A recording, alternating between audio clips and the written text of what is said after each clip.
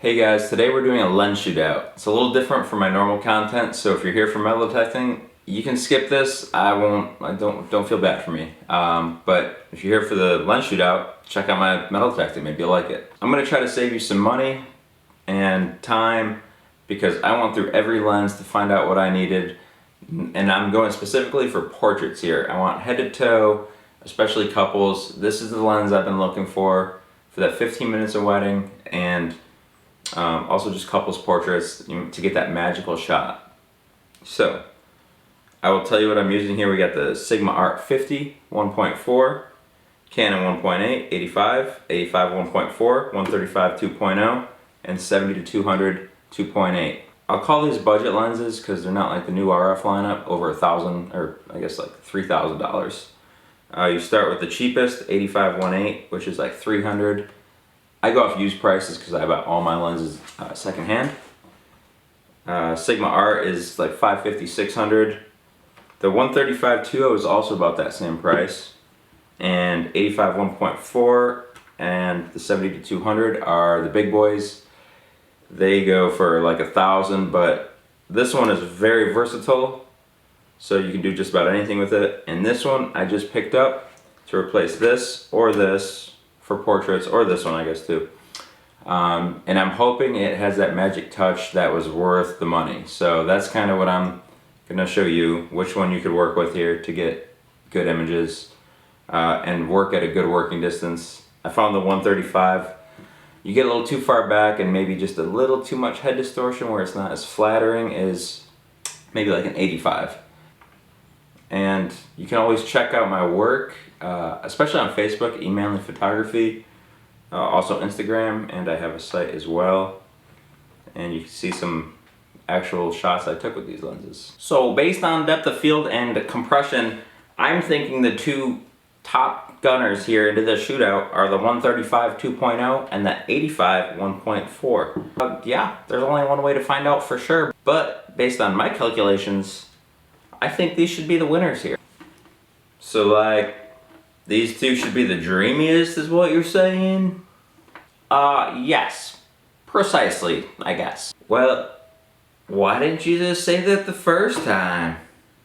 So really what I'm gonna look for in this test is contrast, colors, and bokeh. So yeah, that dreamy look is really what we're looking for.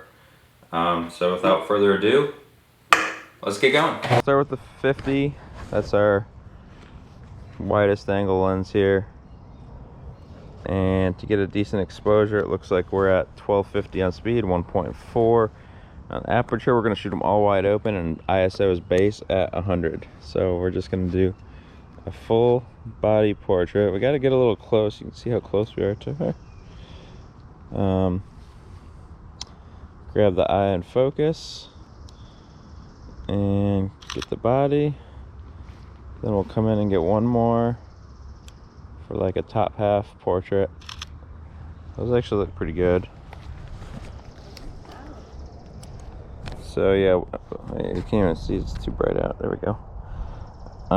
Yeah, we're gonna get on the computer, but yeah, 50 looks pretty good actually. So now we're gonna have to slow our shutter down. We'll do a full stop to get it to about the same exposure. And we have 85 1.8 here. Okay, so we have to move back significantly for it. There's the full body we want. Grab her eye for focus, works pretty good. And there's a nice little f1.8. Now here's the one that came last night a little late, and I spent enough to get in trouble with the boss lady. And hopefully it'll take our photography to the next level. My stick is right there. So we have the 85 1.4 now. So I'm hoping that this one is very nice. Alright, we got full body. Wait. You gotta go like this and then like this. There you go. I'm ready. Okay.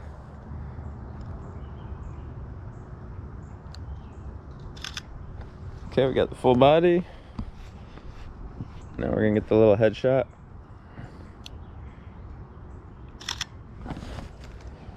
And yeah, the IS is nice on that too, but yeah, look at the bokeh and the fall off. Just looking at it on the camera, it looks a little nicer. Whoa, look at that scary little girl there.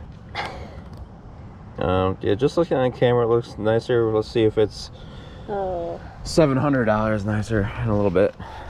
Okay, now up is the 135, so we need a lot of working distance. And it feels nice and light after using that 85, I'm not gonna lie. But yeah, last night I was actually really impressed with the 135. It felt like, yeah, like that's the reason I bought it. It felt good again. That's your same stick? Yeah, same stick. Okay, yeah, so we're 2.0, so we're gonna slow our shutter down a good bit here and see what we can get. Yeah, notice how far we are. I guess it's really not that bad, but if you're working with a couple, you kind of have to start yelling at this point. All right, that actually did not look like it had the distortion that I was thinking it had. Maybe I was just fatter when we took that last picture. Things even, we're gonna shoot the 70 to 200 at 135. It's a little tighter than I normally would, but we'll see how it compares to the other 135. Oh, naturally zoomed it out. Okay. Ready? Turn a little more to the side. Yeah.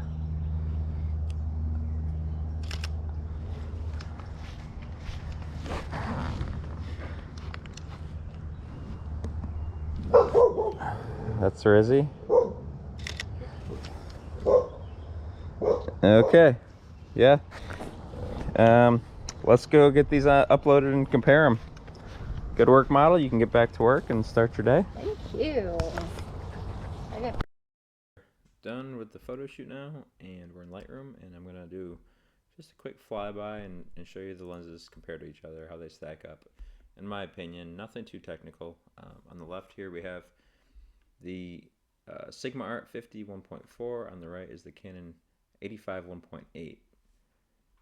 So that you can see the colors are a little richer on the Sigma, which up on this one, but overall I'm liking just the little bit extra bokeh we get with the 85 and a little bit more compression. It kind of makes her pop off the background a little bit better. So I think 85 is the right focal length for me for these portraits, but obviously the 50 would work in a pinch. Both are very they're both acceptably sharp. I wouldn't say very sharp. The Sigma is probably a little sharper.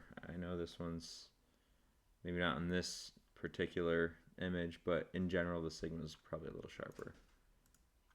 In the 85 1.8, it's a pretty old lens, so you know, it's still pretty sharp for an old lens. And also, you know, $300 used, you can't beat that. That looks equally as good to me as this. So I'm gonna do like a King of the Hill format and put the 85 1.8 as our new reference photo. Sorry, I bumped the saturations up. That was weird. And we're gonna put it up now. Here's the 85 1.4, and I was a little further zoomed out, but you can tell right away just looking at these trees how nice and out of focus they are. And then the colors look pretty equal. Not much difference in the color on the two Canons. Both are pretty good. And then zoomed in at, I think this is 100%, is where you'll see how much sharper the 85 1.4L is. Just looking at her eyes versus here. And again, this is no post-processing yet, so you could sharpen this up a little bit, but I'm very impressed with this. And it does have image stabilizer, which helps, but I was shooting at, you can see, 1/1250, so that shouldn't have been an issue. So yeah, the 85 1.4 is definitely king of the hill, and in my mind, the difference there is worth its weight in gold. But again, the 85 1.8 would work in a pinch. So I'm going to set the 85 1.4 as our reference photo for the last two comparisons. And we have our 135. And again, you can tell I'm a little closer She's taking up more of the frame on the 135, but we'll zoom them in and you'll see the sharpness is just unmatched in the 85 1.4. Very shallow depth of field at 135 2.0, and it's very beautiful, magical look to it with the background. But for me, it's just that little bit of distortion you can see, you know, just in the face is just not as flattering as at the 85. And I just really like the look of that 85 more. So we're going to keep that there. And we're going to try this 70 to 200, which we shot at 135. So again, we're going to get a little bit of the distortion. I probably should have shot it at 85 to give you a little bit better comparison, but I just didn't think it would even stand a chance bokeh wise, because you can see at 135 is where we kind of need that compression to make the image pop on this one. I'll give you a quick compare to the 135, and it's pretty similar. The 135 is, you know, not nearly as sharp, but you get that bokeh just is beautiful. So if you do like this focal length and don't mind just a little bit of that distortion, I think the 135 for $600, I mean, you're just not going to beat it. But yeah, overall, we'll do the headshots from, there's the 135, and here's the headshot from the this is the 85 1.4, this is the 85 1.8, and we'll just do just the headshot.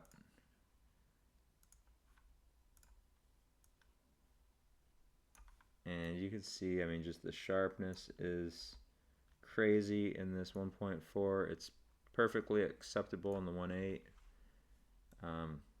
Honestly, the bokeh looks pretty good in both of them. But yeah, just that little bit extra, you just get that little bit extra oomph in the 1.4. And for me, it's worth it.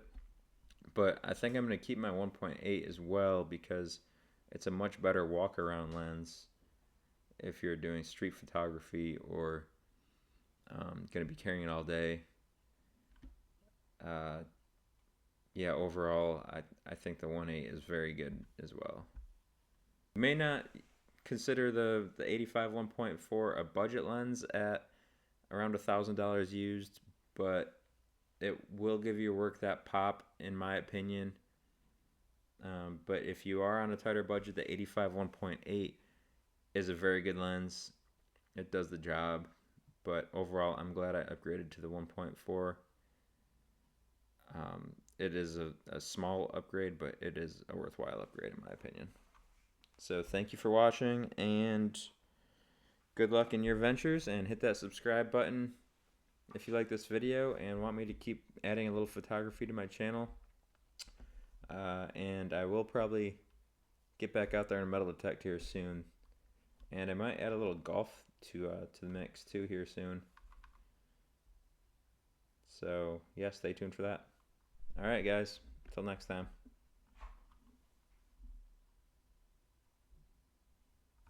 If you made it through that whole video, kudos to you for being the most patient person in the world. Yeah, but I'm gonna put them in order of what I would buy first. You can see how sharp and how great a bokeh that 85 1.4 had. I think it is worth its asking price. Next, I mean, you're going with the next heavy hitter, the other $1,000 lens. The 70 to 200 was also that sharp.